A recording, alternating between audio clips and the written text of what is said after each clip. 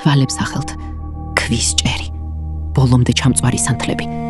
მამა თქვენის გარდაცვალებიდან 3 კვირა გავიდა. დღეს თქვენი კორონაცია. საკუთარ ხელებს დასცქერით. სულ რაღაც 18 წლის ხართ. ამ ხელებს ომი არ უნახავთ. მათზე არც ერთი ნაწიბური არ არის. მატიანეში მეფეს გიწოდებენ და არა დედოფალს. ამ სიტყვას მდედრობითი ფორმა არ გააჩნია. კედლის მიღმა მათი ხმა გესმით. დიდებულები იცინიან. გონიათ რომ გოგონას მართვა ადვილი იქნება და ამიტომ ხალისობენ. თქვენ თითეულ ხმას უსმენთ. ყველა მათგანი უნდა დაიმახსოვროთ. კარი იღება. ოქროთი მორთულ სამოს გაცმევენ. ქვირგვინი იმაზე მძიმეა ვიდრე ჩანს. ქედი გემორჩილებათ, თუმცა თავს აძალებთ და წელში სწორდებით. ისინი მხოლოდ იმ წამსელიან, რუდის გატყდებით. ტაძარში შედიხართ. ათასობით თვალი მოგჩერებიათ. პატრიარქს ხელები უთრთის.